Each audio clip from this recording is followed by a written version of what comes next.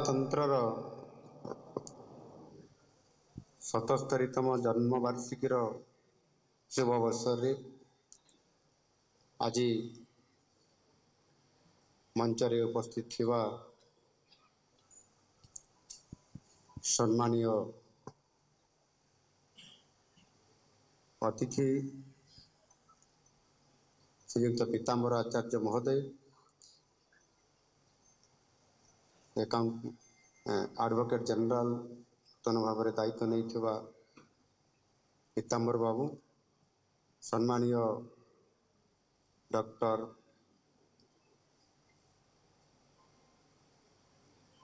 संजय आचार्य महोदय,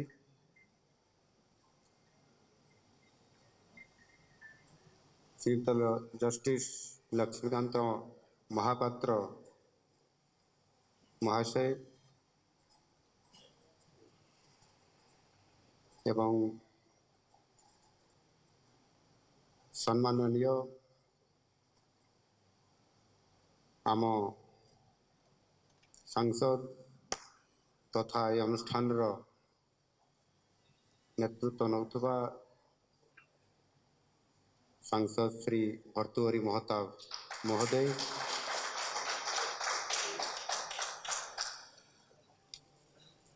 एटी उपस्थित थिबा सभा तले उपस्थित थिबा आमर पूर्वतन मंत्री समीर दे महाशय, विधायक महांगा शारदा प्रधान, विधायक कटक सदर प्रकाश चंद्र सेठी, विधायक खंडपड़ा दुष्मंत कुमार स्वाई महोदय, विधायक बड़म्बा नरसिंहपुर विजय कुमार दलबेहेरा, वरिष्ठ समाजसेवी तथा नेता नयन किशोर महांती, अभय बारी, तुषार चक्रवर्ती, ए कटक नगर जिला सभापति ललाटेन्दु बड़ू महाशय एवं एटी उपस्थित थिबा समस्त बुद्धिजीवी, कटकर समस्त मोर अति प्रिय भाई और भौणी माने, सज्जन मंडली, प्रेस मीडिया रे समस्त बंधु माने, आज एक क्रांति दिवस। यही पवित्र अवसरटी वर्ष को वर्ष आसी आमको मन पकई देउछि आमे केते कृतज्ञ स्वाधीनता संग्राम महानायक मानक निकटरे मन पकई दउछि देश पई बलिदान देइथिबा से महान आत्मा मानकर आमे सबु दयाद बोली सेमानंकर त्यागर पटांतर नाही हेले गुंडुची मूषाटीए होई धूली आनी झाड़ी देवा को प्रेरणा दउछि आमको ये महान दिनटी। आज ओडिशार अन्यतम प्राचीन संवाद पत्र आम समस्तंकर अति प्रिय प्रजातंत्र निजर 77तम जन्मवार्षिकी उत्सव पालन करुछि। आउ एथिरे जोगदेवा मो पाई मध्य अत्यंत आनंदर विषय। मते लागे प्रजातंत्र संवादपत्रटीए नुहे ओडिया जातिर सामूहिक चेतना तलर ऊर्जाटीए। प्रजातंत्र प्रकाश पाए ओडिया जाति कथा कहे। ओडिया पाठकंक पई विश्वासर अलिवा अक्षर माला हेउछि ई प्रजातंत्र। ओडिया जातिर गति प्रगति अर्थनैतिक और सामाजिक विकास तथा लोक समस्या आदि उत्थापन करने क्षेत्र में प्रजातंत्र भली एक संवादपत्र भूमिका जे केते गुरुत्वपूर्ण से संपर्क में जेते कहले भी ताहा कम हब। उत्कल केसरी डॉक्टर हरिकृष्ण महताबंकर परिकल्पना थिला ओडिया लोकंक समस्या को ब्रिटिश सरकार दृष्टि को आनिबा एवं ओडिशा रे गांधी दर्शन प्रचार प्रसार करिबा। 1924 अक्टोबर रे डॉक्टर महताब लिखिथिले ପ୍ରଜାତନ୍ତ୍ର କେବେ ହେଁ କାହାର ଖୋସାମତ କରିବ ନାହିଁ କିମ୍ବା ସତ୍ୟରୁ ବିଚଳିତ ହେବ ନାହିଁ। ଏ ଗୋଟିଏ ସମ୍ବାଦପତ୍ରର ଭୂମିକାକୁ ଏଭଳି ସରଳ ଭାଷାରେ ପ୍ରକାଶ କରିଥିଲେ ସେ। ପ୍ରତ୍ୟେକ ସମୟରେ ସମ୍ବାଦପତ୍ରର ଲକ୍ଷ୍ୟ ଭୂମିକା ଏଭଳି ହେବା ଉଚିତ। ସେଥିରେ ବେସାଲିସ, ସ୍ପଷ୍ଟ, ଲୋକାଭିମୁଖୀ ଓ ସତ୍ୟାଶ୍ରୟୀ। ମହାତ୍ମା ଗାନ୍ଧୀଙ୍କ ଦ୍ୱାରା ଅନୁପ୍ରାଣିତ ହୋଇ ଜନ୍ମ ନେଇଥିଲା ପ୍ରଜାତନ୍ତ୍ର। 1923ରୁ 1932 ଭିତରେ ପ୍ରଜାତନ୍ତ୍ର ବନିଯାଇଥିଲା ବିପ୍ଳବୀର ସ୍ୱର, ସ୍ୱାଧୀନତା ସଂଗ୍ରାମର ମୁଖପତ୍ର। ସ୍ୱାଧୀନତା ଆନ୍ଦୋଳନର ଉପରେ ଲୋକ ସଚେତନତା ସୃଷ୍ଟି କରି ଚାଲିଥିଲା ଏହି ପ୍ରଜାତନ୍ତ୍ର। ପାଲଟିଥିଲା ତତ୍କାଳୀନ ଓଡ଼ିଶାର ସଂଗ୍ରାମୀମାନଙ୍କର ପାଇଁ ପ୍ରେରଣା। ସମ୍ପାଦକୀୟରେ ପ୍ରକାଶ ପାଉଥିଲା ଗ୍ରାମ ପଞ୍ଚାୟତ, ଦେଶ ମିଶ୍ରଣ, ଜାତୀୟ ଶିକ୍ଷା, ରାଜବନ୍ଦୀ, ଦୁର୍ଭିକ୍ଷ ଓ ତା'ର ନିରାକରଣ, ସ୍ୱରାଜ୍ୟ, ଉତ୍କଳ ସମ୍ମିଳନୀ ଆଦି ଉପରେ ଅନେକ ଆଲୋକ୍ୟ। ଏଥିସହିତ ବିଧବା ବିବାହ, ଛୁଆଁଅଛୁଆଁ ଭେଦଭାବ, ମାଦକ ଦ୍ରବ୍ୟ ବ୍ୟବହାର ବିରୁଦ୍ଧରେ ମଧ୍ୟ ପ୍ରଜାତନ୍ତ୍ରରେ ହିଁ ସୃଷ୍ଟି କରିଥିଲା ଅଭୂତପୂର୍ବ ସଚେତନତା। ପ୍ରଜାତନ୍ତ୍ରର ବିପ୍ଳବୀ ଭୂମିକାକୁ ଲକ୍ଷ୍ୟ କରି ପୁଣ୍ୟାତ୍ମା ଗୋପବନ୍ଧୁ ଚୌଧୁରୀ ଲେଖିଥିଲେ, ପ୍ରଜାତନ୍ତ୍ର ଅତ୍ୟାଚାର ବିରୁଦ୍ଧରେ ପ୍ରଜାଙ୍କ ପକ୍ଷ ସମର୍ଥନ କରୁଛି, ସେହିପରି କରୁଥାଉ। ଓଡ଼ିଆ ଲୋକଙ୍କ ପ୍ରାଣକୁ ଛୁଇଁଥିଲା ପ୍ରଜାତନ୍ତ୍ର। ସ୍ୱାଧୀନତା, ସ୍ୱରାଜ ତଥା ସମାଜ ସଂସ୍କାର ଦିଗରେ ପ୍ରଜାତନ୍ତ୍ରର ସିଂହାସନ ଅବଦମିତ ପ୍ରଜାଙ୍କ ଭିତରେ ସୃଷ୍ଟି କରିଥିଲା ଅପୂର୍ବ ଜାଗରଣ। କାନ୍ତକବି ଲକ୍ଷ୍ମୀକାନ୍ତ ମହାପାତ୍ର ପ୍ରଜାତନ୍ତ୍ରର ଭୂମିକାକୁ ଏମିତି ବର୍ଣ୍ଣନା କରିଥିଲେ, କି କ୍ଷଣେ ଜନମ ଲଭି ଶ୍ମଶାନର କୋଡ଼େ, ନିର୍ଜୀବ ମୁମୂର୍ଷୁ ପ୍ରାଣେ କରିଲା ଅର୍ପଣ, ସଞ୍ଜୀବନୀ ସୁଧା ଆଣି ନବଜାଗରଣ, ପ୍ରଜାତନ୍ତ୍ର ଯୁଗବାଣୀ ପରାଏ ଉତ୍କଳେ। ଯାହା ହୁଏ ତାହା ହିଁ ହେଲା। ସ୍ୱାଧୀନତା ସଂଗ୍ରାମର ଧଡ଼ଝଞ୍ଜା ଭିତରେ ବିପ୍ଳବ ଓ ବିବେକର ଆଲୋକ ବର୍ତ୍ତିକା ପ୍ରଜାତନ୍ତ୍ର ହେଲା ଉପନିବେଶ ଶକ୍ତିଙ୍କ ରୋଷ ଏବଂ କ୍ରୋଧର ଶିକାର। ସେହି ମହାନ ଖବରକାଗଜ ବନ୍ଦ ହୋଇଗଲା କିଛି ବର୍ଷ ପାଇଁ, ଆଉ ଡକ୍ଟର ମହତାବ କାରାଗାରରେ ଜୀବନ କାଟିଲେ। ଏ କଥାକୁ ଆମେ ସମସ୍ତେ ଜାଣିଛନ୍ତି ଏବଂ ବିଶେଷ କରିକି କଟକବାସୀ ହିସାବରେ, କଟକର ନାଗରିକ ହିସାବରେ, ବୁଦ୍ଧିଜୀବୀ ହିସାବରେ ଆମେ ଏ ସମସ୍ତ କଥାକୁ ବହୁ ସମୟରେ ମଧ୍ୟ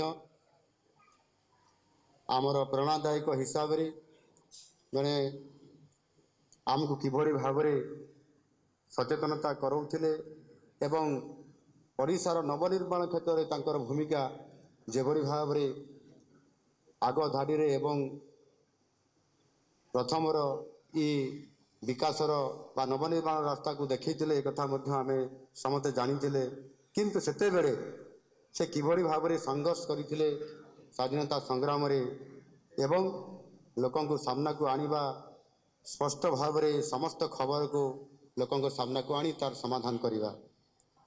1947ରେ ଠିକ୍ ସ୍ୱାଧୀନତାର ଅବ୍ୟବହିତ ପୂର୍ବରୁ ଅର୍ଥାତ୍ ସ୍ୱାଧୀନତା ପ୍ରାପ୍ତିର ମାତ୍ର ସପ୍ତାହକ ପୂର୍ବରୁ ପୁଣି ପ୍ରକାଶ ପାଇଥିଲା, ଯାହା ଭର୍ତ୍ତୃହରି ମହତାବ ମହାଶୟ ଏଠି ଉଲ୍ଲେଖ କହୁଥିଲେ ଏବଂ ପୁନର୍ବାର ଯେତେବେଳେ ଆଉ ଥରେ ଗୋଟିଏ ସପ୍ତାହ ପୂର୍ବରୁ ପ୍ରକାଶ ପାଇଥିଲା ଏବଂ ସେଥିରେ ଓଡ଼ିଆ ଭାଷା, ସାହିତ୍ୟ, ସଂସ୍କୃତି, ସମ୍ବାଦ ଓ ଅସ୍ମିତାର ପ୍ରତିନିଧି ଆମର ଏ ଲୋକପ୍ରିୟ ପ୍ରଜାତନ୍ତ୍ର। ଦେଶ ସ୍ୱାଧୀନ ହୋଇଥିଲା, ଭୂମି ଓ ଭୂମିକା ମଧ୍ୟ ବଦଳି ଯାଇଥିଲା, କିନ୍ତୁ ଯାହା ଅପରିବର୍ତ୍ତିତ ରହିଥିଲା ତାହା ହେଉଛି ସେଇ ଲୋକମାନଙ୍କର ଯାହା ସମସ୍ୟା ଥିଲା, ସେଇ ଲୋକ ସମସ୍ୟାର ଉତ୍ଥାପନ ଏବଂ ସତ୍ୟର ପ୍ରକାଶ। ଇଏ କେବେ ବନ୍ଦ ହୋଇନଥିଲା, ନିରବିଚ୍ଛିନ୍ନ ଭାବରେ ଆଜି ପର୍ଯ୍ୟନ୍ତ ରହି ଆସିଅଛି। ଓଡ଼ିଶାରେ ନବନିର୍ମାଣର ଯୁଗ ଆରମ୍ଭ ହେଲା। ଡକ୍ଟର ମହତାବ ଏହି ନିର୍ମାଣର ଅନ୍ୟତମ ପ୍ରମୁଖ ବିନ୍ଧାଣୀ। କିନ୍ତୁ ପ୍ରଜାତନ୍ତ୍ର ଜନସମସ୍ୟା ଉତ୍ଥାପନର ପୂର୍ବ ଭଳି ଅଗ୍ରଣୀ ଭୂମିକା ଗ୍ରହଣ କରିଥିଲା। 1954ର ମରୁଡ଼ି, 1955ର ବନ୍ୟା ଏବଂ ସୀମା ବିବାଦ, ସୀମା ଆନ୍ଦୋଳନ, 1964ର ଛାତ୍ର ଆନ୍ଦୋଳନର ଖବର ସହିତ କୁସଂସ୍କାର ଅନ୍ଧବିଶ୍ୱାସକୁ ଦୂରେଇ ଦେବାରେ ଲାଗି ପଡ଼ିଥିଲା ପ୍ରଜାତନ୍ତ୍ର। ମୀନା ବଜାର, ରୂପରସ, ଛନ୍ଦ ଆଦି ସ୍ତମ୍ଭ ସହିତ ଡାଇଜେଷ୍ଟ ପ୍ରତିଭା, ଇଂରାଜୀ ଖବରକାଗଜ ଇଷ୍ଟର୍ନ ଟାଇମ୍ସ, ସାହିତ୍ୟ ପତ୍ରିକା ଝଙ୍କାର ଓ ପ୍ରଜାତନ୍ତ୍ର ସାପ୍ତାହିକୀ ପାଇଁ ଆଜି ବି ଅଛି ଅଦ୍ଭୁତପୂର୍ବ ଲୋକପ୍ରିୟତା। ମୁଁ ଯେତେବେଳେ ରାଜନୀତିକୁ ପ୍ରଥମରେ ଆସିଲି ଏବଂ ତା ପୂର୍ବ ସମୟରେ ଅନେକ ସମୟରେ ପ୍ରଜାତନ୍ତ୍ର ସମ୍ବାଦପତ୍ରକୁ ଦେଖିବା ସହିତ ମଧ୍ୟ ଯେଉଁ ସାପ୍ତାହିକୀ ପ୍ରଜାତନ୍ତ୍ର ସାପ୍ତାହିକୀ ଅନେକ ସମୟରେ ବାହାରୁଥିଲା, ସେତେବେଳେ ବହୁତ ଚର୍ଚ୍ଚିତ ଥିଲା ସାରା ଓଡ଼ିଶାରେ। ପ୍ରତି ସପ୍ତାହରେ ମୁଁ ନିଜେ ମଧ୍ୟ ମୋ ଅଞ୍ଚଳରେ ଗାଁରୁ ମୁଁ ଆଣିବା ପାଇଁ ଯାଏ ପ୍ରଜାତନ୍ତ୍ର ସାପ୍ତାହିକୀଟିଏ। ଝୁମ୍ପୁରା ବଜାରକୁ ଯାଏ, ମୋ ଗାଁରୁ 6 କିଲୋମିଟର ଦୂର। ଆଉ କେମିତି ମୁଁ ଆଣିବି ଏବଂ ତାକୁ ଆରମ୍ଭରୁ ଶେଷ ପର୍ଯ୍ୟନ୍ତ ପଢ଼ିବି ଏବଂ ସେଥିରେ ଯେଭଳି ଭାବରେ ଏ ପ୍ରଜାତନ୍ତ୍ର ସାପ୍ତାହିକୀର ଗୁରୁତ୍ୱ ଥିଲା ଏବଂ ଯେଭଳି ଭାବରେ ସେଠି ଉଲ୍ଲେଖମାନ ସବୁ ଥିଲା, ବାସ୍ତବିକ ଆଜି ବି ମୋତେ ମନେ ପଡ଼ୁଛି ସେ ପ୍ରଜାତନ୍ତ୍ର ସାପ୍ତାହିକୀ। ଏବେ ମୁଁ କଥା ହେଉଥିଲି ଆମ ଆଡ଼ଭୋକେଟ୍ ଜେନେରାଲ ପୀତାମ୍ବର ଆଚାର୍ଯ୍ୟଙ୍କ ସହିତ ବସିଥିଲା ବେଳେ ଯେ ପ୍ରଜାତନ୍ତ୍ର ସାପ୍ତାହିକୀ ଆଜି ବି ସେଇଭଳି ଭାବରେ ବାହାରୁଛି କି ନାହିଁ ଏବଂ ସେଭଳି ଭାବରେ ଲେଖା ହେଉଛି କି ନାହିଁ। ସେ କହିଲେ ଲେଖା ତ ହେଉଛି, ପ୍ରଜାତନ୍ତ୍ର ସାପ୍ତାହିକୀ ବି ବାହାରୁଛି, କିନ୍ତୁ ଟିକେ କିନ୍ତୁ ଲଗେଇଗଲେ ଆଉ ସେ ରହିଗଲେ। ମୁଁ ଆଶା କରିବି ଏ କିନ୍ତୁର ଅର୍ଥ କ'ଣ ବି ହେଇପାରେ, କିନ୍ତୁ ସେଇଭଳି ଭାବରେ ଆମେ ଖୋଜୁଥିଲୁ କେଉଁଠି ଗଲା ପ୍ରଜାତନ୍ତ୍ର ସାପ୍ତାହିକୀ ଏବଂ ସେଥିରେ ଯାହା ବିଷୟବିନ୍ଦୁ ରହୁଥିଲା ତାହା ଆମକୁ ଅତି ଆନନ୍ଦ ଦେଉଥିଲା ଏବଂ ସମସ୍ତ ଖବର ସହିତ ସେଥିରେ ଯେଉଁ ଷ୍ଟୋରି ବନା ହେଉଥିଲା, ସେଥିରେ ଯେଉଁ ଆର୍ଟିକଲ ଗୁଡ଼ିକ ସ୍ଥାନ ପାଉଥିଲା, ବାସ୍ତବିକ ଅତି ଗୁରୁତ୍ୱପୂର୍ଣ୍ଣ ଏବଂ ନିଶ୍ଚିତ ଭାବରେ ସେ ଅଦ୍ଭୁତପୂର୍ବ ଲୋକପ୍ରିୟତା ସହିତ ପ୍ରଜାତନ୍ତ୍ରର ଏ ସମସ୍ତ ପରିବାର ଯେତେ ପତ୍ରପତ୍ରିକା କହନ୍ତୁ, ଖବରକାଗଜ ଇଷ୍ଟର୍ନ ଟାଇମ୍ସଠୁ ଆରମ୍ଭ କରିକି ଆପଣଙ୍କର ଯେଉଁ ସ୍ତମ୍ଭରେ ବିଭିନ୍ନ ଲେଖାଯାଉଥିଲା, ମୀନା ବଜାର, ଏ ସମସ୍ତ କଥାକୁ ଯଦି ଦେଖିବା ଅତି ଗୁରୁତ୍ୱପୂର୍ଣ୍ଣ ଭାବରେ ସୂକ୍ଷ୍ମରେ ତାକୁ ଯେଉଁମାନେ ବି ତାକୁ ଲେଖୁଥିଲେ ଏବଂ ପ୍ରକାଶ କରୁଥିଲେ, ଲୋକଙ୍କର ପାଇଁ ଉତ୍ସର୍ଗୀକୃତ କରୁଥିଲେ, ବାସ୍ତବିକ ତାହା ଅନନ୍ୟ ଥିଲା।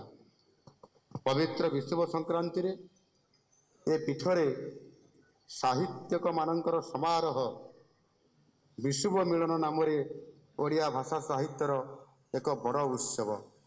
ଏହା ନିଶ୍ଚିତ ଭାବରେ ସାରା ଓଡ଼ିଶାରେ ଏ ଉତ୍ସବ ଚର୍ଚ୍ଚିତ ହେବା ସହିତ ସମସ୍ତ ସୁନାମଧନ୍ୟ ବ୍ୟକ୍ତିବିଶେଷ ଯେଉଁମାନେ ସାହିତ୍ୟରେ, ଯେଉଁମାନେ ଓଡ଼ିଆ ଅସ୍ମିତାରେ, ଯେଉଁମାନେ ଏହାକୁ ଯଥାଚିତ ଜ୍ଞାନ ଅର୍ଜନ କରିଥିବା ଏବଂ ସମ୍ମାନିତ ହେଇଥିବା, ନିଶ୍ଚିତ ଭାବରେ ତାହା କେତେ ଓଡ଼ିଶାର ସାହିତ୍ୟକୁ ଆଗକୁ ନେବାରେ ଏହାର ଭୂମିକା ଅଛି ତାହା ଆପଣମାନେ ସମସ୍ତେ ଜାଣିଥିବେ। ଆଉ ମୁଁ ମଧ୍ୟ ନିଶ୍ଚିତ ଭାବରେ ଆଜି ଦିନରେ ଏହାକୁ କହିବାର ଏବଂ ମନେ ପକାଇବାର ଅବକାଶକୁ ନିଶ୍ଚିତ ଭାବରେ ମୁଁ ଆଜି ଏଠି ପ୍ରକାଶ କରିବାରେ ମଧ୍ୟ ପଛଘୁଞ୍ଚା ଦେଉନା। ଡକ୍ଟର ମହତାବଙ୍କର ଗାଁ ମଜଲିସ୍ କେବଳ ପାଠକୀୟ ଆଦୃତି ହେଇକି ନଥିଲା, ଏହା ମଧ୍ୟ କେନ୍ଦ୍ର ସାହିତ୍ୟ ଏକାଡେମୀ ଦ୍ୱାରା ମଧ୍ୟ ପୁରସ୍କୃତ ହେଇଥିଲା। ଆଉ ତାହାର ସଂକଳନ ପୂର୍ବକ ପ୍ରତି ଗାଁ ମଜଲିସ୍ର ସଂକଳନକୁ ଏକତ୍ରିତ କରି ଆଜି ଯେଉଁ 10ମ ଖଣ୍ଡ ଏଠି ଆମ ଦ୍ୱାରା ଉନ୍ମୋଚିତ ହେଲା, ଏଥିରେ ପ୍ରତି ବର୍ଷର ଗୋଟିଏ ଗୋଟିଏ ଖଣ୍ଡ ହିସାବରେ ଏବେ ଯେତେବେଳେ ତାର ସାମଗ୍ରିକ ଭାବରେ ଗୋଟିଏ ଖଣ୍ଡ କରି ପ୍ରକାଶିତ ହେଉଛି ଏବଂ ଆମକୁ ସେଥିରେ ଅଧ୍ୟୟନ କରିବାର, ପଢ଼ିବାର ଏବଂ ଜ୍ଞାନକୁ ବଢ଼େଇବା ପାଇଁ ଯେଉଁ ଇଏ ଗୋଟିଏ ଜ୍ଞାନର ଭଣ୍ଡାର ସଦୃଶ କାମ କରିବ, ନିଶ୍ଚିତ ଭାବରେ ତାହା ଅତି ଗୁରୁତ୍ୱପୂର୍ଣ୍ଣ। ସମସାମୟିକ ଓଡ଼ିଆ ସାହିତ୍ୟ ସାଗରର ଦିଗବାରାଣୀ ଭାବେ ନିଶ୍ଚୟ ଆମ ସମସ୍ତଙ୍କର ସ୍ମୃତିପଟରେ ଏବଂ ଇତିହାସରେ ରହିଯିବ। ଇଏ ସମସ୍ତ ଆମର ପତ୍ର ପତ୍ରିକା ଏବଂ ଖବରକାଗଜ ପ୍ରଜାତନ୍ତ୍ର ଏବଂ ତାହାର ସମସ୍ତ ପତ୍ର ପତ୍ରିକା। ପ୍ରଜାତନ୍ତ୍ର ଆଜି ପର୍ଯ୍ୟନ୍ତ ନିଜ ସ୍ୱତନ୍ତ୍ରତା ମର୍ଯ୍ୟାଦା ବଜାୟ ରଖିଛି। ଡକ୍ଟର ମହତାବଙ୍କର ସୁଯୋଗ୍ୟ ପୁତ୍ର ଶ୍ରୀ ଭର୍ତ୍ତୃହରି ମହତାବ ମଧ୍ୟ ଏ ପ୍ରଜାତନ୍ତ୍ରକୁ ଆହୁରି ଉଚ୍ଚକୁ ଯେତିକି ନେଇଛନ୍ତି ଆହୁରି ଉଚ୍ଚକୁ ନେଇଯାଆନ୍ତୁ ଏବଂ ଓଡ଼ିଶାର ଜନମାନସରେ ସମସ୍ତଙ୍କର ପାଖରେ ସମସ୍ତଙ୍କର ଘରେ ଘରେ ପୁଣି ଆଉଥରେ ସେହିଭଳି ଭାବରେ ପ୍ରସ୍ଫୁଟିତ ହୋଇକି ଲୋକଙ୍କ ପାଖରେ ଏକ ରଣାର ପତ୍ରିକା ହିସାବରେ ପ୍ରସ୍ଫୁଟିତ ହୋଇକରି ସମସ୍ତଙ୍କୁ ପହଞ୍ଚୁ ଏବଂ ସେ ଯେଭଳି ଭାବରେ ନେଉଛନ୍ତି ମୁଁ ଆଶା କରିବି ନିଶ୍ଚିତ ଭାବରେ ଏ ଆଗକୁ ଆହୁରି ଯାଇପାରିବ। ପ୍ରଜାତନ୍ତ୍ର ହେଉଛି ଇଏ ପ୍ରଜାତନ୍ତ୍ରର ଅର୍ଥ ହେଉଛି ଗଣତନ୍ତ୍ର। ଲୋକଙ୍କର ପାଇଁ ସମ୍ବାଦପତ୍ର। ଆମ ସରକାର ଲୋକଙ୍କର ସରକାର। ଖବରକାଗଜ ଗୁଡ଼ିକରେ ଲୋକମତର ସଠିକ୍ ପ୍ରତିଫଳନ ହେଲେ ସରକାର ମଧ୍ୟ ଅଧିକ ସକ୍ରିୟ ଏବଂ ଲୋକାଭିମୁଖୀ ହୋଇପାରିବେ। ଆଉ ସେଥିପାଇଁ ସମ୍ବାଦପତ୍ରକୁ ମଧ୍ୟ ଗଣତନ୍ତ୍ରର ଚତୁର୍ଥ ସ୍ତମ୍ଭ କୁହାଯାଏ। ଏସବୁ କାର୍ଯ୍ୟ ତ୍ୟାଗ ନିଷ୍ଠା ଓ ଉତ୍ସର୍ଗୀକୃତ ଭାବେ ପ୍ରଜାତନ୍ତ୍ର କରିବା ପାଇଁ ମୁଁ ଉପଲବ୍ଧି କରିଛି। ଆଜି ମୋତେ ମଧ୍ୟ ଏଇ ଯେଉଁ ବିରାଟ ଏକ ଅନୁଷ୍ଠାନରେ ଆସିବାର ସୁଯୋଗ ମିଳିଛି। ତା ସହିତ ଆପଣମାନଙ୍କର ସହିତ ମିଶିବା। ନୂଆ ସରକାର ଆସିଛି, ସରକାର ପରିବର୍ତ୍ତନ ହେଇଛି ଏବଂ ଆପଣମାନେ ସରକାର ପରିବର୍ତ୍ତନ କରିବାର ମୁଖ୍ୟ ପୁଟପୁରୋଧା ଆଶା କରିଛନ୍ତି। ନୂଆ ଓଡ଼ିଶା ଗଠନ କରିବା ପାଇଁ ଯେତେବେଳେ ଡକ୍ଟର ହରେକୃଷ୍ଣ ମହତାବ ସ୍ୱାଧୀନତା ସମୟରେ ଓଡ଼ିଶା ସରକାରଙ୍କର ନେତୃତ୍ୱ ନେଲେ ଏବଂ ଓଡ଼ିଶାର ନବନିର୍ମାଣ କରିବା ପାଇଁ ସେ ଯେଉଁ ସଂକଳ୍ପ ନେଇକରି ଓଡ଼ିଶାକୁ ନିର୍ମାଣ କରିଥିଲେ, ଓଡ଼ିଶାର ବିକାଶର ଧାରାକୁ ବଢ଼େଇଥିଲେ, ଯେଭଳି ଭାବରେ କାର୍ଯ୍ୟ କରିକି ଯାଇଛନ୍ତି ଆଜି ଅବିସ୍ମରଣୀୟ ହୋଇକି ଆମ ପାଖରେ ରହିଛନ୍ତି। ଆଜି 24 ବର୍ଷ ପରେ ସରକାର ପରିବର୍ତ୍ତନ ହେଇଛି। ଆପଣମାନେ ନିଜେ ପରିବର୍ତ୍ତନ କରିଛନ୍ତି।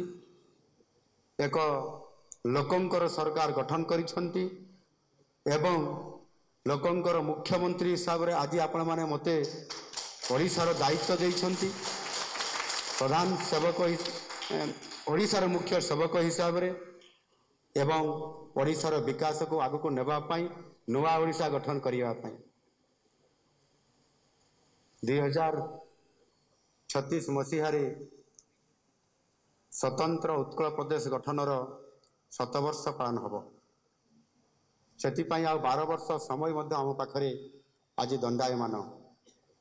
ଏ 12 ବର୍ଷ କାଳଖଣ୍ଡ ନିଶ୍ଚିତ ଭାବରେ ଆମକୁ ଆହ୍ୱାନ ଦେଉଛି ଯେ 7 ବର୍ଷ ଯେତେବେଳେ ପାଳନ ହେଉଥିବ ସେତେବେଳେ ଓଡ଼ିଶା କିଭଳି ଭାବରେ ନୂଆ ଓଡ଼ିଶାରେ ପହଞ୍ଚିଥିବ ଏବଂ ବିକଶିତ ଓଡ଼ିଶା ହୋଇସାରିଥିବ। ଆଉ ସେଇଥିପାଇଁ ବୋଧହୁଏ ଏ 12 ବର୍ଷ କାଳଖଣ୍ଡ ଭିତରୁ ପ୍ରଥମ 5 ବର୍ଷକୁ ଆମକୁ ଦାୟିତ୍ୱ ଦେଇଛନ୍ତି ଲୋକଙ୍କର ସରକାର ହିସାବରେ। ଇଏ 5 ବର୍ଷ ଗୋଟିଏ ହେଉଛି ଗୁରୁତ୍ୱପୂର୍ଣ୍ଣ ଏବଂ ସେଥିପାଇଁ ଆଜିର ଦିନରେ ପରିବର୍ତ୍ତନ ସହିତ ନୂଆ ଓଡ଼ିଶା ଗଠନ କରିବା ଏବଂ ଲୋକଙ୍କର ସରକାର ହିସାବରେ ଲୋକଙ୍କର କଥାକୁ ପ୍ରାଥମିକତା ଦେବା, ଇଏ ମଧ୍ୟ ଆମ ସରକାରର ହେଉଛି ସବୁଠାରୁ ବଡ଼ ପ୍ରାଥମିକତା। ଯେତେବେଳେ ଏଠି ଏ କଟକକୁ ଆସିକି ଆମର ପ୍ରିୟ ଯଶସ୍ୱୀ ପ୍ରଧାନମନ୍ତ୍ରୀ ନରେନ୍ଦ୍ର ମୋଦିଜୀ ଆପଣମାନଙ୍କ ପାଖରେ ପହଞ୍ଚିଥିଲେ, ଆପଣମାନଙ୍କ ପାଖରେ ପହଞ୍ଚି ନିବେଦନ ମଧ୍ୟ କରିଥିଲେ ଯେ ଓଡ଼ିଶାକୁ ନୂଆ ଓଡ଼ିଶା ଗଠନ କରିବା ପାଇଁ ପଡ଼ିବ। ଭାରତ ବର୍ଷକୁ ଆସନ୍ତା 2047 ମସିହା ସୁଦ୍ଧା ବିକଶିତ ଭାରତ ଗଠନ କରିବା ପାଇଁ ପଡ଼ିବ। ଆଉ ସେଥିପାଇଁ ପୂର୍ବୋଦୟର କଥା ସେ କହିଥିଲେ। ଅର୍ଥାତ୍ ଭାରତ ବର୍ଷ ଯଦି ବିକଶିତ ରାଷ୍ଟ୍ରରେ ପରିଣତ ହେବ ତାହେଲେ ଭାରତର ପୂର୍ବୋଦୟର ବିକାଶ ହେବ। ଆଉ ପୂର୍ବୋଦୟର ଅର୍ଥାତ୍ ହେଉଛି ପୂର୍ବୋଦୟର ଥିବା राज्य मानक भितरु श्रेष्ठ होउची ओडिशा ताहार विकास हो पारिले ही विकसित हो पारे ही भारत वर्ष विकसित हेब एभली विराट आशा देकर से कही आपण मानक पाखरे मध्य निवेदन करिथिले डबल इंजिन सरकार ये डबल इंजिन सरकार मते दियंतु एवं निश्चित भाव में ओडिशा रो विकास द्विगुणित हब ओडिशार लोकंकर लाभ द्विगुणित हब निश्चित भाव में ओडिशा नुआ ओडिशा हब एवं विकसित ओडिशा हब एवं आपण माने मध्य प्रधानमंत्री कथा को गुरुत्वर सह विचार करी ग्रहण करी आपण डबल इंजिन सरकार आज दिन में देइछंती आउ सेथिपाई आज ये जो सुजोग देइछंती ये 12 वर्ष कालखंड भितर 2036 मसीह जिते बड़े आम स्वतंत्र उत्कल प्रदेश गठनर 7 वर्ष पालन करवा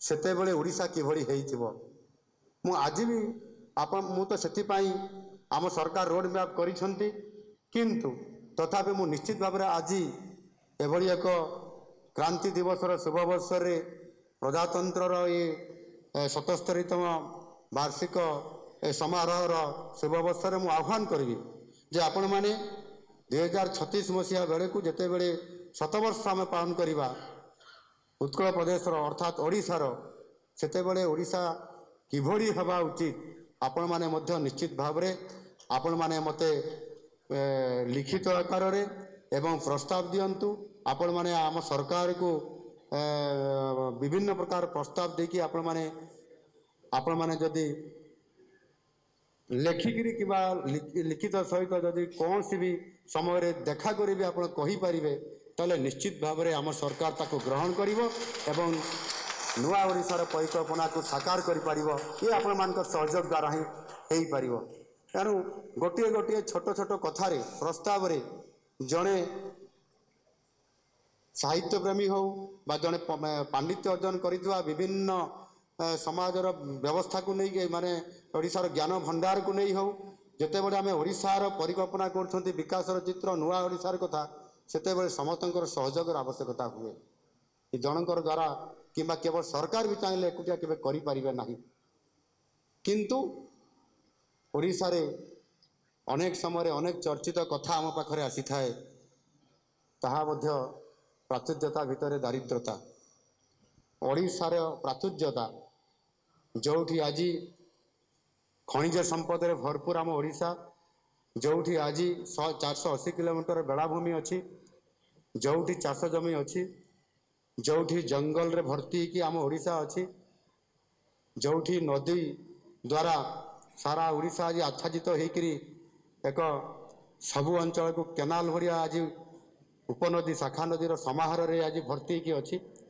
से भली एक प्राचुर्य भरा ओडिशा आज ये स्तर रे आज कौटी कहीं आज पहुँचला यार प्रश्नवाची एवं असामायित प्रश्न आज आम पाखे समस्त पाखे अच्छी हुए तो से बोध हुए आपण मैंने गत सरकार 24 वर्ष सरकार को आज परिवर्तन करी आज नुआ सरकार आज आनी नुआ आशा लेकर आपण मैंने जे निश्चित भाव में एबे डबल इंजिन सरकार ये समस्त आशा आकांक्षा को एवं जो ओडिशा प्राचुर्यता भितर प्राचुर्यता भितर से दारिद्रता शब्द को आम उठेदेवा एवं नुआ ओडिशा गठन करवा सोनार ओडिशा गठन करवा ये प्रकार आशा आकांक्षा जहाँ रखिंट निश्चित भाव में आम सरकार ताको पूरण करेंगे ये प्रकार मु आपण मान निकट में दृढ़ प्रतिश्रुतिबद्ध मु आशा करी आज एभली भाव में एक संवाद खबर कागज प्रजातंत्र एवं तार परिवार एवं आज आम समस्ते जो मैंने एठी एकत्रित होती ये वार्षिक समारोह सहित आज क्रांति दिवस रे एभली एक अपूर्व समारोह रे निश्चित भाव में नुआ आशा और उद्दीपना नहीं कि आमको आगू जावाई पड़ो आम सरकार स्पष्ट भाव में जहाँ कहते ताहा आज करुछंती सरकार शपथ पाठ नबार गोटे घंटा भितर आपण माने जहाँ मत देइथिले जहाँ आपण माने प्रस्ताव देइथिले जे श्रीमंदिर चारिद्वार को खोलिबा पई जहाँ कि बंद थिला गोटे घंटा पर शपथ पाठर कैबिनेट हेबा निष्पत्ति नेबा एवं राति रे पुरी पहुँचवा सकाळे आपंकर आरती समय रे चारिद्वार को खोलिबा ये आपण मानकर इच्छा को संगे संगे ताको कार्य परिणत करवा आम सरकार रो दृढ़ता अच्छी एवं इच्छा शक्ति अच्छी एवं ताहा मध्य आपण मानकर एवं महाप्रभु जगन्नाथंकर आशीर्वाद रे संभव हो पारा एवं खाली सेतिक नुह श्रीमंदिर परिचालना को किभली भाव में सुचारू रूपे करा जिवो रक्षणाबेक्षण सहित तार सौंदर्यकरण सहित बहुत समय विभिन्न समस्या देखा दौला गत 24 वर्ष रे जहाँ करिया पई पूर्व सरकार साहस देखाऊ नथिले बा इच्छा शक्ति माध्यम रे ताकू प्रकट करि पारु नथिले आमे गोटे घंटा भीतर निष्पत्ति नेलु जे सेतिपाई गोटे कर्पस फंड गठन करिया पई एवं कर्पस फंड गठन करागला एवं संगे संगे सेथिरे 500 कोटी टंका व्यवस्था करागला आपण भाबुथिबे 500 कोटी केते किंतु 500 कोटी मध्य 24 वर्ष रे गोटे सरकार करिया पई साहस देखाई नथिले मु भाबुची बोले चिंता भी करि नथिबे किंतु गोटे सरकार घंटे भीतर ताकू करिकि देखैला बड़ कथा होची सबुठारु जहाँ 40 वर्ष भितर बड़ धीरे धीरे समस्या मुंड टेकी उठुला आम भितर आशा आकांक्षा संदेह बढ़ुला रत्न भंडार खोलिबा प्रसंग नहीं ये रत्न भंडार खोलिबा प्रसंग नहीं केते थर विवाद होईची केते कथा आसीची सामना को गत सरकार ताको सहसास मध्य 24 वर्ष भितर देखई पारिले नाही कथा पुणी आसिला हमरो ये कटक को हाईकोर्ट को आसिला केस आकार रे ये समस्त समस्या भितर आम सरकार स्वतंत्र भाव में लोकं को न्याय देवा पाई लोकंकर कथा को एक आईन हिसाब से ग्रहण करिवार साहस देखा आम रत्न भंडार को खोलिया साहस देखलु एवं आपण मानकर पाखरे एबे रत्न भंडार खोला गला परे किभली भाव में तार गणति मणति हम एक कथा मध्य ता भितर एक कार्यक्रम चली आगामी किछि दिन भितर तार समस्त पर्दाफाश हेब रत्न भंडार जो रत्न कौ अवस्था किभली भाव में केते परिमाण अच्छी महाप्रभुंकर ये संपत्ति ये समस्त छोटिया कथा नु आमको लगुव जे ये तो रत्न भंडार चाबी खोलिबा कथा एते सहज केमिति हला रत्न भंडार चाबी जेतेबेले हजि जाउछि एवं परवर्ती बजार तार डुप्लिकेट चाबी मिली जाउछि एवं अनेक परिस्थिति भितरे खोलिबा पई जेते चेष्टा करले मध्य आमे न खोली पारी शेष रे हाईकोर्ट पर्यंत ये कथा जिबा ये बड़ विचित्र परिस्थिति भितर देखिए आम ओडिशावासी समस्ते संध्यान भितर थिले आज आम सरकार आसला फल ये समस्त संदेह को दूरीभूत करने सहित आगामी दिन में लोकंकर कथा को विचार को लेकिन ओडिशा सरकार लोकंकर सरकार आपंकर सरकार निश्चित भाव में दृढ़तार सहित विकास रास्ता को आगू को नेबे एवं ओडिशा को आगामी दिन में एबे जेमिति आमे एक लोकंकर बजेट आनीचु और से बजेट रे साधारण लोकंकु लोकंकर कथा को प्राथमिकता देकी तांकर केवली भाव रे सामूहिक आर्थिक विकासर उन्नति हेब आउ ताकू आधार करी आज लोकाभिमुखी बजेट मध्य आपण मानकर सामने आसी ताहा निश्चित भाव रे आपण मानकर द्वारा ग्रहणीय होईछि एवं आगामी दिन में ताहार 100% किभली भाव में सफलता आसीबो लोकंकर अर्थनीति वृद्धि हेब ओडिशार विकास हो एक कथा को देखिक आम सरकार आज प्रतिश्रुतिबद्ध एवं ताकू निश्चित भाव में ताकू कार्यकारी करेंगे परिशेष अनेक कहबार अवकाश थिले मध्य मु समस्त कथा को आगक नावाई जाऊना एठी ओडियार अस्मिता कथा आज जो संकट देखा देइथिला आपण माने समस्ते आपंकर विभिन्न आलोक्य आपण माने मध्य ये कथा को प्रकट करुथिले ताहा आज आम सरकार ओडिशार अस्मिता को आज किभली भाव में सम्मान मिलिबो ओडिशा अस्मिता बजाई रहिबो जो ओडिशार बरपुत्र माने जो माने निजर जीवन को बलिदान देई ओडिशा को सशक्तकरण करबा पई स्वाधीनता पूर्वर एवं स्वाधीनता परे मध्य जो माने निरंतर भाव में ओडिशा को समृद्ध करिबारे अनवरत भाव में चेष्टा करी आसी निश्चित भाव में से आम पाखरे आज ଚିରସ୍ମରଣୀୟ ହୋଇକି ରହିବେ। ତାଙ୍କରି ପ୍ରେରଣା ଏବଂ ଯେଉଁମାନେ କ୍ରାନ୍ତି ଥିଲେ ଆଜିର ଏହି କ୍ରାନ୍ତି ଦିବସରେ ଆମ ପାଇଁ ନିଶ୍ଚିତ ଭାବରେ ସ୍ମରଣୀୟ ହେବା ସହିତ ତାଙ୍କର ଯେଉଁମାନେ ଦାୟାଦ ଅଛନ୍ତି ତାଙ୍କର ନିଜ ପରିବାରର ସଦସ୍ୟବୃନ୍ଦ ହୋଇପାରନ୍ତି କିମ୍ବା ତାଙ୍କର ଦାୟାଦ ହିସାବରେ ଆମେ ମଧ୍ୟ ସମସ୍ତେ ଆଜି ନିଶ୍ଚିତ ଭାବରେ ପରିଗଣିତ ହୋଇକି ତାଙ୍କରି ସ୍ମୃତି ସହିତ ତାଙ୍କରି ସେହି ନୀତି ସହିତ ତାଙ୍କର ବିଚାରଧାରା ସହିତ ତାଙ୍କର ଯେଉଁଭଳି ଭାବରେ ସଂଗ୍ରାମ କରିଥିଲେ। ମୁଁ ଆଜି ଉଲ୍ଲେଖ କରୁଥିଲି ଭୁବନେଶ୍ୱର ଗୋଟେ କାର୍ଯ୍ୟକ୍ରମରେ ଏ କ୍ରାନ୍ତି ଦିବସର ଶୁଭ ଅବସରରେ ଜଣେ ସ୍ୱାଧୀନତା ସଂଗ୍ରାମୀ ମାଧବ ସିଂଙ୍କୁ ହୁଏତ ଆପଣମାନେ ଅନେକ ଜାଣିନଥିବେ, ଆଉ ଅଧେ ମଧ୍ୟ କିଏ ତ ହୁଏତ ଜାଣିଥିବେ, ଟିକେ କିଏ ନାମ ଶୁଣିଥିବେ, କିନ୍ତୁ ଏଭଳି ଜଣେ କ୍ରାନ୍ତିକାରୀ ସ୍ୱାଧୀନତା ସଂଗ୍ରାମୀ ଏବଂ ସିଏ ମଧ୍ୟ ଜଣେ ଆଦିବାସୀ।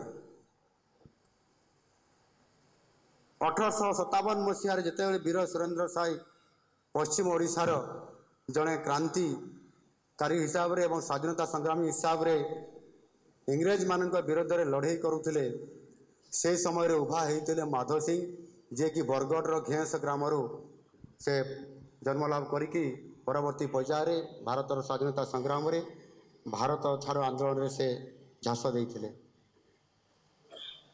ତାଙ୍କର ଜୁଆଇଁ ଯିଏକି ଛତିଶଗଡ଼ର, ତାଙ୍କୁ ଇଂରେଜ ସରକାର ଫାଶୀ ଦେଇଦେଲେ।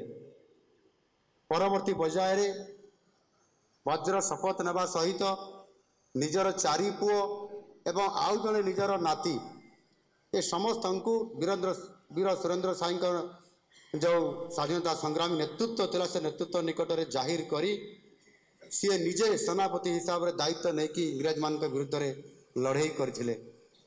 ଘାଟିରେ ଲଢ଼େଇ କଲାବେଳେ ଇଂରେଜମାନଙ୍କର ସୈନ୍ୟମାନଙ୍କୁ ଥରେ ନୁହଁ, 2 ଥର ନୁହଁ, ଅନେକ ଥର ଆକ୍ରମଣ କରିକି ସେମାନଙ୍କୁ ହତ୍ୟା କରିଥିଲେ ଏବଂ ନିରନ୍ତର ଭାବରେ ସେ ଲଢ଼େଇ କରିଥିଲେ। ପରବର୍ତ୍ତୀ ପର୍ଯ୍ୟାୟରେ କୁଚକ୍ରାନ୍ତରେ ପଡ଼ିକରି ସେ ଇଂରେଜମାନଙ୍କ ହାତରେ ଧରା ପଡ଼ିଲେ। ଘେଁସ ଗ୍ରାମକୁ ସମ୍ପୂର୍ଣ୍ଣ ଭାବରେ ନିଆଁ ଲଗେଇକରି ଧ୍ୱଂସ କରି ଦିଆଗଲା। ତାଙ୍କର ଗୋଟିଏ ପୁତ୍ରକୁ ଦ୍ୱୀପାନ୍ତର କରି ଦିଆଗଲା, ତାକୁ କଳାପାଣିକୁ ପଠାଇ ଦିଆଗଲା, ଗୋଟାଏ ଦ୍ୱୀପରେ ରଖାଗଲା। ବସନ୍ତ ରୋଗରେ ବିନା ଚିକିତ୍ସାରେ ଛଟପଟ ହୋଇକରି ତାଙ୍କର ଜୀବନ ଦୀପ ଲିଭିଗଲା, ଇଏ ସମାଜ ପାଇଁ, ଇଏ ଜାତି ପାଇଁ, ଏ ରାଷ୍ଟ୍ର ପାଇଁ। ଆଉ ଗୋଟିଏ ପୁତ୍ର ତାଙ୍କୁ ଫାଶୀ ଖୁଣ୍ଟରେ ଝୁଲେଇ ଦିଆଗଲା। ଆଉ ଗୋଟିଏ ପୁତ୍ରକୁ ଗୋଟିଏ ସୁଡ଼ଙ୍ଗ ଭିତରେ ଭର୍ତ୍ତି କରି ଦିଆଗଲା। ଲଙ୍କା ଗୁଣ୍ଡ ସହିତ ସେଠି ଧୂଆଁ ଏଭଳି ଭାବରେ ଦିଆଗଲା, ଛଟପଟ ହୋଇକରି ତାଙ୍କର ଆଉ ଗୋଟିଏ ପୁତ୍ରର ମଧ୍ୟ ଜୀବନ ଚାଲିଗଲା। ଆଉ ଜଣକୁ ହତ୍ୟା କରାଗଲା ଏବଂ ଶହୀଦ ମାଧବ ସିଂଙ୍କୁ ମଧ୍ୟ ଫାଶୀ ଦିଆଗଲା। ଗୋଟିଏ ପରିବାରରେ 4 ପୁତ୍ର ଏବଂ ବାପ 5 ଜଣ ଯେଭଳି ଭାବରେ ଓଡ଼ିଶାରୁ ଏବଂ ଗୋଟିଏ ଆଦିବାସୀ ପରିବାରରୁ ସ୍ୱାଧୀନତା ସଂଗ୍ରାମରେ କ୍ରାନ୍ତିବୀର ହିସାବରେ ଯେଭଳି ଭାବରେ ଲଢ଼ିଛନ୍ତି ଏବଂ ବଳିଦାନ ଦେଇଛନ୍ତି ଏ ସମାଜ ପାଇଁ, ଏ ଜାତି ପାଇଁ, ଆମେ ତାକୁ କେତେ ମନେ ରଖିଛନ୍ତି। ଓଡ଼ିଆର ଅସ୍ମିତାର କଥା ଯେତେବେଳେ ଆସୁଛି, ବାସ୍ତବିକ ଏଭଳି ଅନେକ କ୍ରାନ୍ତିବୀର ଅଛନ୍ତି, କ୍ରାନ୍ତିକାରୀ ଅଛନ୍ତି, ସେମାନଙ୍କୁ ଖୋଜି ବାହାର କରିବା ଏବଂ ସେମାନଙ୍କର କାହାଣୀ, ସେମାନଙ୍କର ଇତିହାସକୁ ଇଏ ପ୍ରଜାତନ୍ତ୍ର ଭଳି ଖବରକାଗଜରେ ସ୍ଥାନିତ କରିବା ଆଜିର ଦିନରେ ବହୁତ ଆବଶ୍ୟକତା ଅଛି, ଯେଉଁଟାକି ମୁଁ ନିଜେ ମଧ୍ୟ ଉପଲବ୍ଧି କରିପାରୁଛି।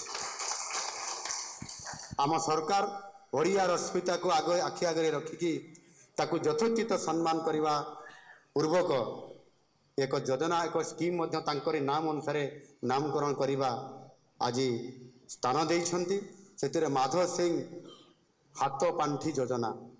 ଇଏ ମାଧବ ସିଂ ହାତ ପାଣ୍ଠି ଯୋଜନା ଲାଗୁଥିବ ଯେ ଇଏ ଗୋଟିଏ କ'ଣ? ବାସ୍ତବିକ ଆଜି ଶିକ୍ଷା କ୍ଷେତ୍ରରେ ଆଜି ଯେଭଳି ଭାବରେ ଡ୍ରପ୍ ଆଉଟ୍ ହେଉଛି, ପିଲାମାନେ ଅଧାରୁ ପାଠପଢ଼ା ଛାଡ଼ି ଦେଉଛନ୍ତି, ସେଭଳି ସ୍ଥିତିରେ ପିଲାମାନଙ୍କୁ ପ୍ରୋତ୍ସାହିତ କରିବା ପାଇଁ, ପିଲାମାନେ ଡ୍ରପ୍ ଆଉଟ୍ ନ ହେବା ପାଇଁ 4ର୍ଥ 5ମରୁ 6ଠ, 7ମରୁ 8ମ କିମ୍ବା 10ମରୁ 11 ବା +2କୁ ଯିବା ପାଇଁ ଅନେକ ସମୟରେ ଅନେକ ପିଲା ଡ୍ରପ୍ ଆଉଟ୍ ହୁଅନ୍ତି ଏବଂ ଅନେକ ପିଲାମାନେ ଯେଉଁମାନେ ଆମରି ଆଦିବାସୀ ଭଳି ଉପାନ୍ତ ଅଞ୍ଚଳରେ ଥିବା ପାହାଡ଼ ଜଙ୍ଗଲରେ ସେମାନେ ଅଧାରୁ ପାଠ ଛାଡ଼ି ଦିଅନ୍ତି, ବାପା ମାଆଙ୍କୁ କାମରେ ସାହାଯ୍ୟ କରନ୍ତି ନହେଲେ ଛେଳି ବଳଦ ଚରାନ୍ତି, ନହେଲେ ଅନ୍ୟତ୍ର କାମ କରିବା ଆରମ୍ଭ କରନ୍ତି। ଇଏ ପରିସ୍ଥିତିରେ ଡ୍ରପ୍ ଆଉଟ୍ ହାର ବଢ଼ିଯାଏ। ସେ ପରିସ୍ଥିତିରେ ସରକାର ଅନେକ ଯୋଜନା କଲେ ମଧ୍ୟ ତାର କେବେ ସୁଫଳ ମିଳିପାରି ନାହିଁ। କିନ୍ତୁ ଆଜି ଆମ ସରକାର ତାର ଦୃଢ଼ ନେତୃତ୍ୱ ନେଉଛନ୍ତି। ସେଥିପାଇଁ ଏ ଯେଉଁ ମାଧବ ସିଂ ହାତ ପାଣ୍ଠି ଯୋଜନା କରିଛନ୍ତି, ଏ ହାତ ଖର୍ଚ୍ଚ ଗୋଟିଏ ପଞ୍ଚମ ପଢ଼ିଲା ପରେ ଯେଉଁ ପିଲାଟି ଡ୍ରପ୍ ହେଇଯିବ, ଡ୍ରପ୍ ନ ହେବା ପାଇଁ ତାକୁ ଆଗରୁ ସଚେତନ କରାଯିବ ଯେ ତୁମେ ଅଧିକ ପାଠ ପଢ଼ିଲେ ତୁମକୁ ହାତ ଖର୍ଚ୍ଚ ହିସାବରେ 5,000 ଟଙ୍କା ତୁମକୁ ଦିଆଯିବ। ଯିଏ ଡ୍ରପ୍ ଆଉଟ୍ ନେବ 5,000 ଟଙ୍କା। ଯେକୌଣସି କ୍ଲାସ୍ର ଉପର ସ୍ତରକୁ ଯେତେବେଳେ ସେ ଯିବା ପାଇଁ ଯାଉଛି ବା ଡ୍ରପ୍ ଆଉଟ୍ ହେବାର ପରିସ୍ଥିତି ଆସିଯାଉଛି, ତାଙ୍କୁ 5,000 ଟଙ୍କା ଦେଇକି ପ୍ରୋତ୍ସାହନ ଦିଆଗଲେ, ଇଏ ପ୍ରୋତ୍ସାହନ ଅର୍ଥରାଶି କେବଳ ଅର୍ଥରାଶି ଖର୍ଚ୍ଚ କରିବା ପାଇଁ ନୁହଁ, ଇଏ ତାକୁ ଗୋଟେ ଉତ୍ସାହିତ କରିବ, ପ୍ରେରଣା ଦେବ, ପାଠ ପଢ଼ିବା ପାଇଁ ଆବଶ୍ୟକୀୟ ଖର୍ଚ୍ଚ ଯେଉଁ ଅଭାବ ଅଛି ତାକୁ ପୂରଣ କରିବା ସହିତ ଡ୍ରପ୍ ଆଉଟ୍ ହାର କିଭଳି ବନ୍ଦ ହୋଇଯିବ ବା ଆଉ ଡ୍ରପ୍ ଆଉଟ୍ ହେବ ନାହିଁ, ଏ ପ୍ରକାରର କଥାକୁ ଆଜି ସରକାର ଗୁରୁତ୍ୱର ସହ ବିଚାର କରିକରି ଆଜି ଏହାକୁ ଯୋଜନା ଆକାରରେ ଆଣିକରି ବଜେଟ୍ରେ ରଖିକରି କାର୍ଯ୍ୟକାରୀ କରିବା ସହିତ ମାଧବ ସିଂଙ୍କୁ ଯିଏକି ଜଣେ କ୍ରାନ୍ତିବୀର, ତାଙ୍କୁ ସମ୍ମାନିତ କରି ତାଙ୍କ ସମସ୍ତଙ୍କ ସାମ୍ନାରେ ଲୋକଙ୍କ ସାମ୍ନାକୁ ଆଣିବା ପାଇଁ ଏ କାର୍ଯ୍ୟ କରିବା ପାଇଁ ଯାଉଛନ୍ତି। ଏଭଳି ଅନେକ କ୍ରାନ୍ତିବୀର ଅଛନ୍ତି, ସବୁ ଜିଲ୍ଲାରେ ଅଛନ୍ତି, କଟକରୁ କୋରାପୁଟ ପର୍ଯ୍ୟନ୍ତ। ଏବଂ ଆପଣ ଯଦି ଦେଖିବେ ସେଇଭଳି ଭାବରେ ବ୍ରହ୍ମପୁର ଆପଣଙ୍କର ବରଗଡ଼ ପର୍ଯ୍ୟନ୍ତ ପ୍ରତି ଜିଲ୍ଲାରେ ଯେଉଁମାନେ କ୍ରାନ୍ତିବୀର ଥିଲେ, ଯେଉଁମାନେ ଆଜିର କ୍ରାନ୍ତି ଦିବସରେ ଯେଉଁମାନଙ୍କୁ ଆଜି ଆମେ ମନେ ପକାଉଛନ୍ତି, ଆଜି ଏକ ପବିତ୍ର ଦିନରେ ଏ କ୍ରାନ୍ତି ଦିବସ ଅବସରରେ ମଧ୍ୟ ପ୍ରଜାତନ୍ତ୍ରର ଆଜି ଆମେ ଏଠି ତା'ର 77ତମ ବାର୍ଷିକ ସମାରୋହ ପାଳନ କରୁଛନ୍ତି। ଏଭଳି ସଂଯୋଗରେ ଆଜି ନିଶ୍ଚିତ ଭାବରେ ମୋତେ ଇଚ୍ଛା ଲାଗୁଛି ଆମେ ସମସ୍ତେ ଏକ ହେଇକରି ସଂକଳ୍ପ ନେବା ଏବଂ ଆଗାମୀ ଦିନରେ ଏ ଓଡ଼ିଶାକୁ ଭାରତବର୍ଷରେ, ଯାହାକି ଆମର ଯଶସ୍ୱୀ ପ୍ରଧାନ ନରେନ୍ଦ୍ର ମୋଦିଜୀ ଆହ୍ୱାନ ଦେଇଛନ୍ତି ଯେ ଆମର ଯେଉଁ ସରକାର ଅଛି, ଏ ସରକାରର ବଡ଼ ଭୂମିକା ବା ଭାରତବର୍ଷକୁ ଯେଉଁ ବିକଶିତ ଭାରତ କରାଯିବ, ବିକଶିତ ଭାରତର ଯେଉଁ ଇଞ୍ଜିନ୍ ଅଛି, ସେ ଇଞ୍ଜିନ୍ ପରେ ଯେଉଁ ପ୍ରଥମ ଡବା ହେବ ଓଡ଼ିଶା ଏବଂ ଏ ରେଳର ପ୍ରଥମ ଡବା ଯେତେବେଳେ ଭାରତର ପ୍ରଥମ ଡବାର ଇଞ୍ଜିନ୍ ପରେ ଓଡ଼ିଶା ହେବ, ଆମକୁ ସେଇଭଳି ଭାବରେ କାମ କରିବା ପାଇଁ ପଡ଼ିବ। ଆଜି ଆମକୁ ଆର୍ଥିକ ସ୍ଥିତିରେ ଯେଉଁ ସ୍ତରରେ ଆଜି ଆମ ଓଡ଼ିଶା ଅଛି, ଆମେ ଆଶା ରଖିଛୁ ଆଗାମୀ ଦିନରେ ଅନ୍ୟ ରାଜ୍ୟ ସହିତ ପ୍ରତିଯୋଗିତା କରି ଏଠି ଇଣ୍ଡଷ୍ଟ୍ରିଆଲ ହବ୍ କରିବା ସହିତ IT ହବ୍ କରିବାର ଆମ ସରକାରଙ୍କର ଯୋଜନା ଏବଂ ଏଠି ସେମିକଣ୍ଡକ୍ଟର ଭଳି ସଫ୍ଟୱେୟାର ଏବଂ IT ସେକ୍ଟରରେ କିଭଳି ଭାବରେ କାର୍ଯ୍ୟକ୍ରମ କରାଯିବ ଓଡ଼ିଶାରେ ଏବଂ ଓଡ଼ିଶାକୁ ଏକ ଶିଳ୍ପ କ୍ଷେତ୍ରର ପ୍ରାଥମିକତା ସହିତ ହବ୍ କରାଯିବ, ଏ ପ୍ରକାରର ସରକାର ଆମର ନିଷ୍ପତ୍ତି ନେଇକି ଆଗାମୀ ଖୁବ୍ କମ୍ ଦିନ ଭିତରେ ମଧ୍ୟ ଯାହାକି ଆମକୁ ଏଠି ଏକ ବ୍ୟାପକ ଭାବରେ କାର୍ଯ୍ୟକ୍ରମ କରିବାର ପ୍ରୟାସ ଆମ ସରକାର ଜାରି ରଖିଛନ୍ତି। ନିଶ୍ଚିତ ଭାବରେ ଆଗାମୀ 5 ବର୍ଷରେ ଓଡ଼ିଶା ଭାରତବର୍ଷରେ ବିକଶିତ ଭାରତ ରେଳର ଯେଉଁ ଇଞ୍ଜିନ୍ ପାଖର ପ୍ରଥମ ଡବା ହେବ, ଏ ପ୍ରକାର ସଂକଳ୍ପ ଆମ ସରକାର ନେଉଛନ୍ତି ଏବଂ ପ୍ରତିଶ୍ରୁତିବଦ୍ଧ ମଧ୍ୟ। ସେଥିରେ ଆପଣମାନଙ୍କର ଆଶୀର୍ବାଦ ଏବଂ ସହଯୋଗର ଯେଭଳି ଭାବରେ ଆପଣମାନେ ହାତ ବଢ଼େଇଛନ୍ତି, ତାହା ଆମ ସରକାର ଆଗାମୀ ଦିନରେ କରିକି ଦେଖାଇବେ।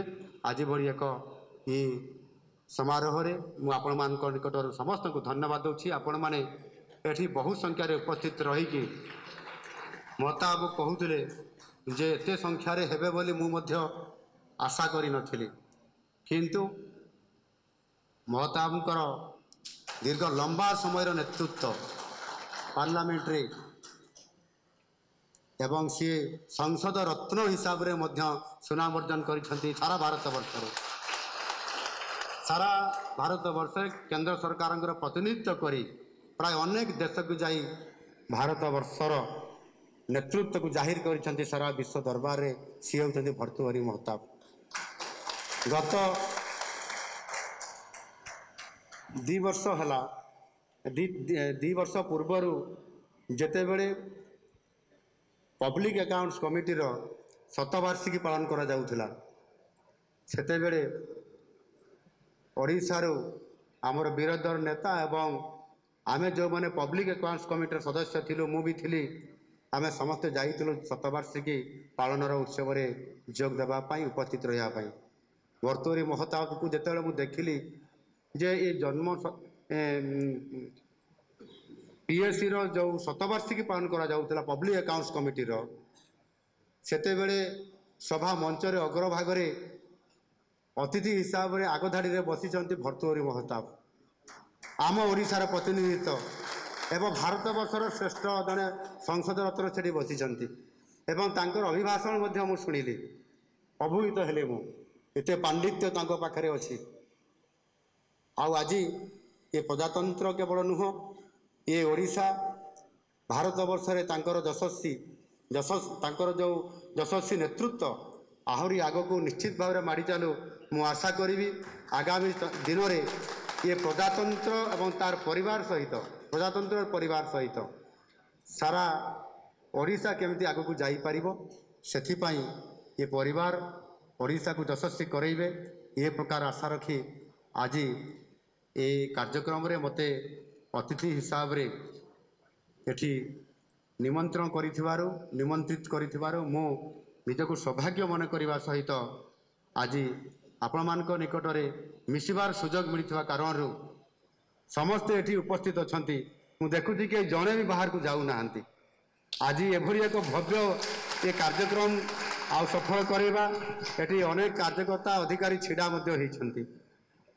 ଭର୍ତ୍ତୃହରି ବାବୁ ଚେୟାର ଖଣ୍ଡିଏ ଦେବା ପାଇଁ ସକ୍ଷମ ଯଦିଓ ହୋଇପାରିନାହାନ୍ତି, କିନ୍ତୁ ସେ ଆପଣମାନଙ୍କୁ ସମ୍ମାନିତ କରିଛନ୍ତି ଏବଂ ଆପଣମାନେ ତାଙ୍କ ସହିତ ଉପସ୍ଥିତ ରହିକି ଛିଡ଼ା ହୋଇକରି ଏ କାର୍ଯ୍ୟକ୍ରମରେ ଶେଷ ପର୍ଯ୍ୟନ୍ତ ରହିଛନ୍ତି। ମୁଁ ନିଶ୍ଚିତ ଭାବରେ ଆପଣମାନଙ୍କୁ ସ୍ୱାଗତ କରୁଛି। ଆଜି ଭଳି ପବିତ୍ର ଦିନରେ ଆଉ ବିଶେଷ ଲମ୍ବା ନ କହିକରି ଇଏ କଟକ ଆମ ଗୋଟିଏ ବାଣିଜ୍ୟ କେନ୍ଦ୍ର ସାରା ଭାରତବର୍ଷର ଏବଂ ପୃଥିବୀରେ କହିଲେ ଅତ୍ୟୁକ୍ତି ହେବ ନାହିଁ। ଏଭଳି ଏକ କଟକ ସହର ଏକ ଐତିହାସିକ ସହର, ଯେଉଁଥିରେ କି ଆଜି ମୋତେ ଏଠି ସ୍ୱତନ୍ତ୍ର ଭାବରେ ଗୋଟିଏ ଅନୁଷ୍ଠାନ ସମ୍ମାନିତ କରିବା ସହିତ ଆପଣମାନେ ସମସ୍ତେ ଉପସ୍ଥିତ ରହିଲେ ଏବଂ ଆମର ସମସ୍ତ ନେତୃବୃନ୍ଦ, ବିଧାୟକ ବନ୍ଧୁମାନେ ସମସ୍ତେ ଏଠି ଉପସ୍ଥିତ ରହିଥିବା କାରଣରୁ ମୁଁ ନିଶ୍ଚିତ ଭାବରେ ଅତ୍ୟନ୍ତ ଖୁସି ବ୍ୟକ୍ତ କରିବା ସହିତ ଆପଣମାନଙ୍କୁ ଧନ୍ୟବାଦ ଦେଇ ମୋର ବକ୍ତବ୍ୟ ଶେଷ କରୁଛି। ଧନ୍ୟବାଦ। ଭାରତ ମାତା କି ଜୟ। ବନ୍ଦେ ଉତ୍କଳ ଧରଣୀ।